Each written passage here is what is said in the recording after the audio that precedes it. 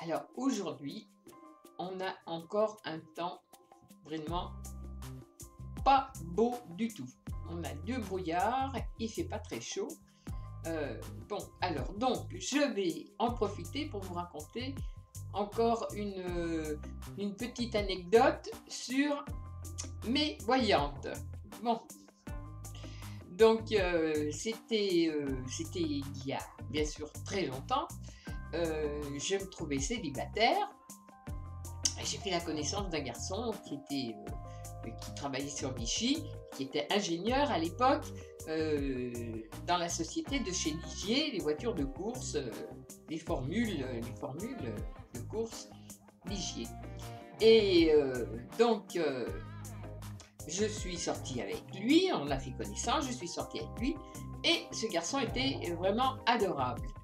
Il était souvent à la maison, on se partageait entre son appartement qu'il avait près de son travail et ma maison.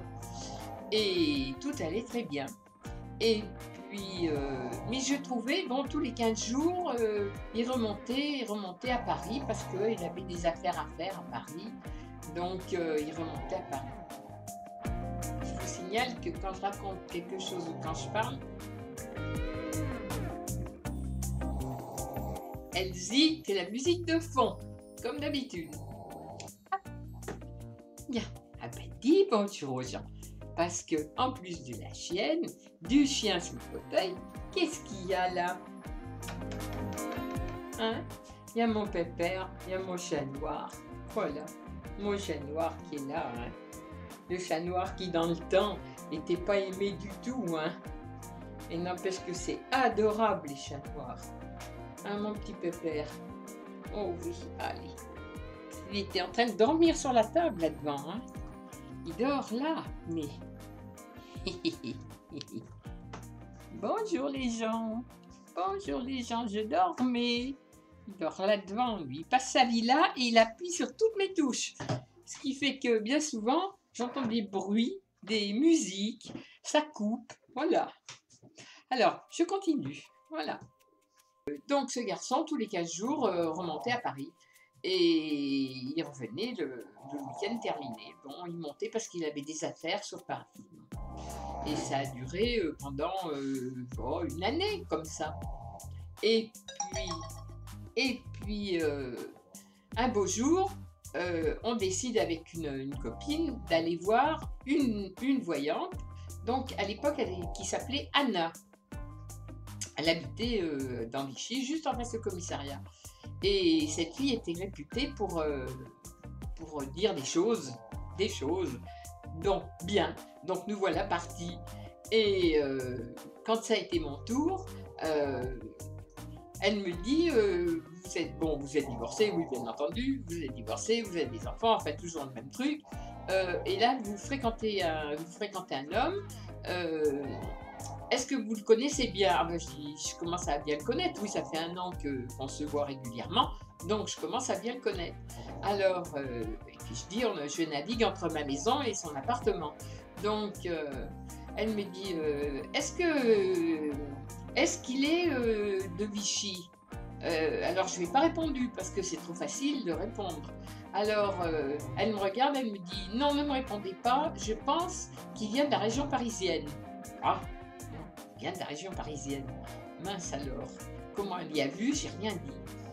Et elle me dit, je sais que à peu près régulièrement, il remonte sur Paris. Il vous dit qu'il a des affaires à faire sur Paris, il remonte sur Paris, oui, c'est ça, oui. Est-ce qu'il vous a parlé de sa vie à Paris? Ben non, il a des affaires à faire à Paris, mais il ne m'a pas parlé de sa vie, puis moi je ne lui parle pas de la mienne, tout va très bien comme ça. Elle me dit, vous savez, il a une femme et un fils. Ah bon? Ah bon, c'est la meilleure. Il a une femme et un fils. Bon, ok, d'accord. C'est le gars qui m'enquiquinait, qui voulait absolument qu'on fasse notre vie ensemble, et moi je voulais pas parce que moi j'étais je travaillais à la maison de retraite et lui était ingénieur, donc je trouvais que ça faisait un sacré décalage. Je n'avais pas du tout envie d'être obligée de toujours contrôler ce que j'avais à dire et de dire je vais peut-être passer pour une imbécile par rapport à lui. On participe à beaucoup de choses, mais faire ma vie avec lui, il en était hors de question. Donc, elle me dit, écoutez, c'est certain, cet homme-là est marié, a un fils, et si vous ne lui posez pas la question, il ne vous le dira pas, parce qu'il tient à vous et il ne veut pas vous perdre. Bon, d'accord. Alors, ma copine est passée, bon, elle lui a dit aussi des tas de trucs, et puis nous voilà partis.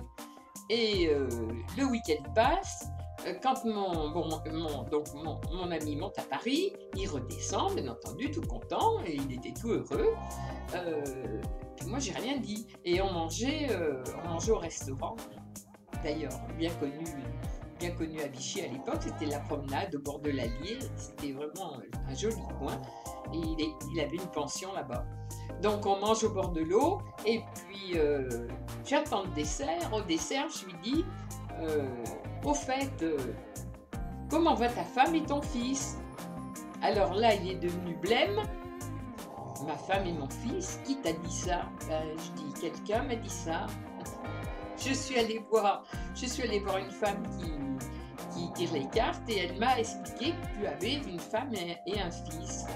Oui, ça va pas, et tu vas aller voir des gens comme ça, et de toute façon, c'est tous des escrocs, ils te racontent des conneries. Je dis, bon, ben alors, si c'est des bêtises, ben tu me dis alors. Ben il me dit, non, c'est pas des bêtises, justement. Il dit, j'ai une femme et un fils. Et à Paris, mais je n'ai pas osé te le dire parce que j'avais peur de te perdre. Ah ben, je dis, oui, c'est ce qu'on m'a dit. C'est ce qu'on m'a dit, tout à fait. Et de là, il me dit alors, je dis, alors ça change rien, moi je suis à Vichy, je suis toute seule, célibataire, j'en ai rien à foutre, moi ça me dérange pas du tout. Donc, fais ta vie, moi je fais la mienne, et puis voilà. Et donc, il sort de son portefeuille un tas de photos de son fils qui avait 11 ans. Et il était, mais heureux comme un roi. On aurait dit qu'il s'était libéré d'un poids. Il dit voilà, il dit maintenant je peux te le dire, je peux te le montrer. Et quand je téléphonais à mon fils, j'étais obligée d'inventer n'importe quoi parce que je pouvais pas te dire je téléphone à mon fils le soir. Donc il dit maintenant tant pis quoi, du moment que tu le sais et que ça change rien, moi je vais pouvoir téléphoner à mon fils sans me cacher et voilà. Et moi ça me dérangeait pas du tout, moi il avait sa vie, moi j'avais la mienne, donc tout était bien. Et on sortait beaucoup en boîte à l'époque. Et puis bon, un jour j'en ai un peu eu ras-le-bol. Je dis, oh, allez, je sors plus avec lui, tout compte fait. Je vais m'amuser avec les copines. On va continuer d'aller en boîte, on va s'amuser. Et puis c'est tout. Liberté retrouvée, donc liberté, profitons. Et donc passe un mois ou deux comme ça. Et j'ai décidé donc de ne plus le voir. Alors lui, il y a très mal pris.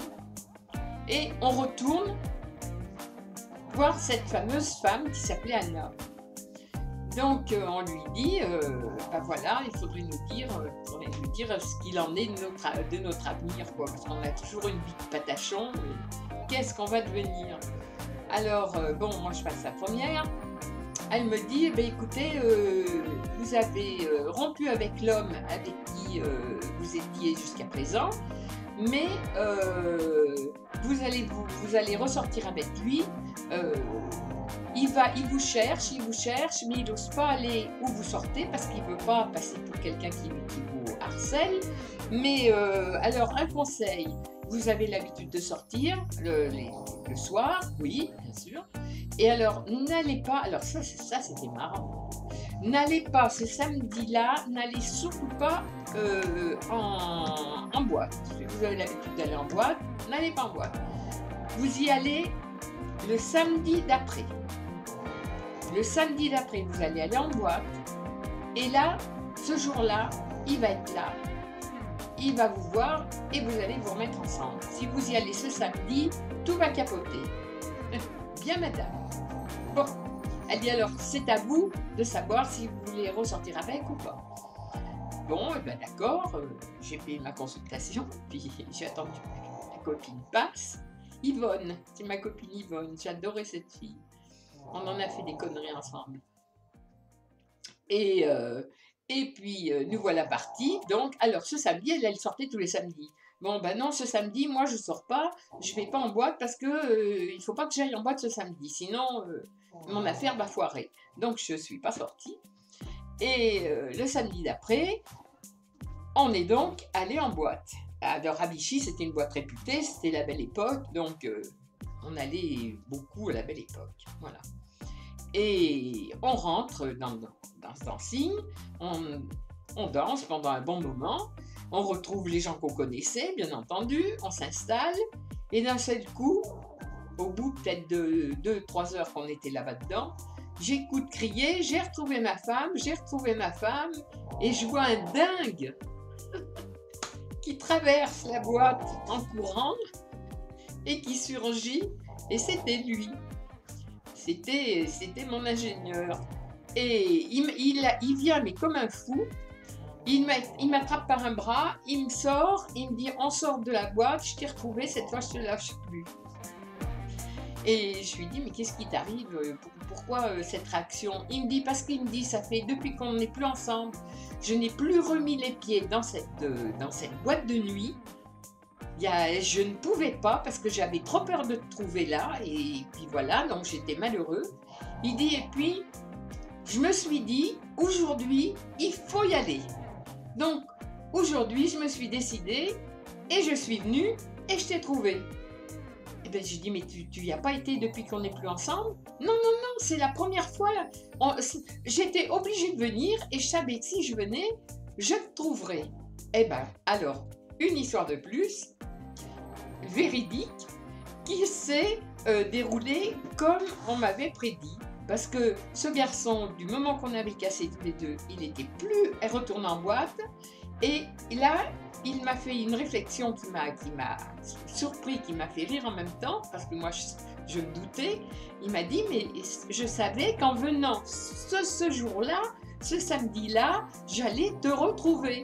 Donc, ben voilà, on est ressortis ensemble pendant une année. Et puis après, au bout d'une année, lui, il est remonté sur Paris. Et puis moi, ben, j'ai continué ma vie. Hein, j'ai rencontré d'autres personnes. Et puis voilà. Hein. Mais c'était tout simplement cette petite histoire que je voulais vous raconter d'Anna. On en avait deux Anna qui étaient formidables à Vichy. Donc, voilà. Des Anna qui avaient des dons. Et celle-ci m'avait bien dit tout ce qui allait se passer. Et j'ai pas compris, mais lui, il avait eu instinctivement envie de venir ce jour-là aussi. Voilà, quelque chose le poussait à venir. Alors, et ben voilà, mon histoire s'est terminée comme ça. Hein, mais bon, c'est marrant de la raconter parce que ça remonte à 30 ans de ça. Je fais une petite rectification. Le temps passe tellement vite que je ne me rends pas compte. Je viens de dire dans la vidéo 30 ans. Mais non, je viens de calculer. Quand la vidéo, je l'ai arrêtée, ça fait pas 30 ans. Ça fait 40, plus de 45 ans. Bien sûr. J'avais 30 ans. J'avais 30 ans et j'en ai 71 bientôt là. Oh, quel malheur. Bon, c'est bien, rectification faite. Voilà. Donc sur ce, eh ben, je vous fais des gros bisous, puis à la prochaine si vous voulez que je vous en raconte.